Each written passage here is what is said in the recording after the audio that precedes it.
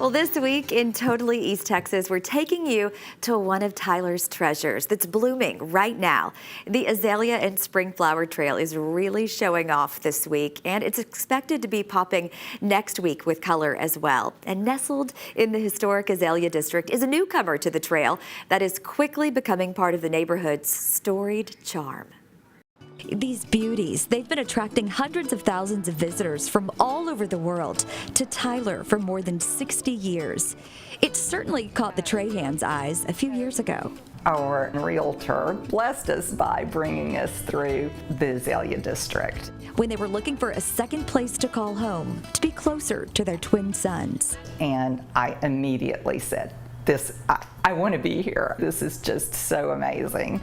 Dina and her husband couldn't pass up this 1920s home with a breathtaking view of the lush and very popular Pyron Garden. They were just so welcoming and so inviting, and they said, "We want you to be our neighbors." The first time I met Joan, she said, "Do you like to garden?" And I said, "Yeah, I like to garden." I had no idea what I was saying. I had no clue what that meant in the Azalea District. These new kids on the block began upping their gardening game while renovating their home, now known as the Azalea's Nest. I tell people now that the nicest thing about our house is our neighbor's yard. I want to be Joan Pyron when I grow up.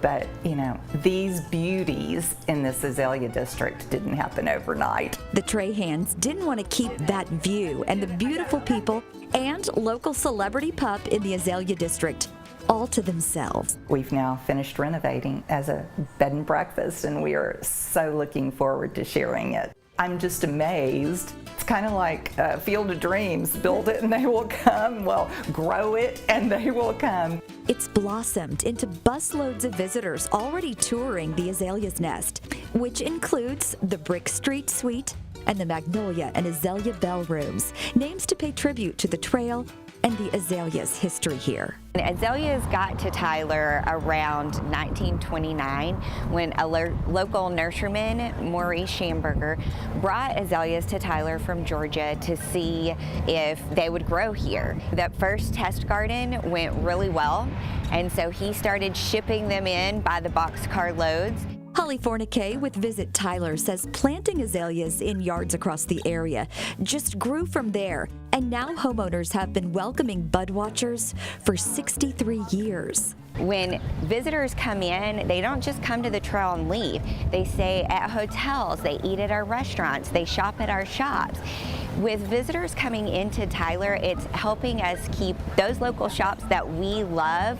And if you're like the Trahans, you may fall in love with the city's charm, making it a second home and a new budding business. The surprising blessing of this area is just that the beauty is evident, right, in the gardens, but there's just as much beauty in the generosity and the warmth of the people here in the Azalea District. And that's totally East Texas.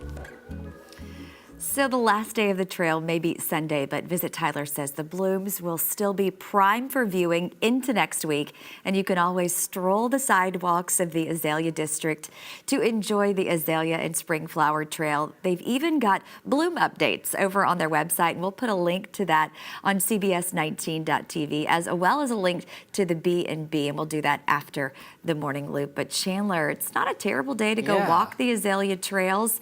I mean, just hang on to your hat if you're going to do it. But the blooms, oh my gosh, they're so gorgeous. And there were a ton of people going around and looking at things when we were there. So it was we had a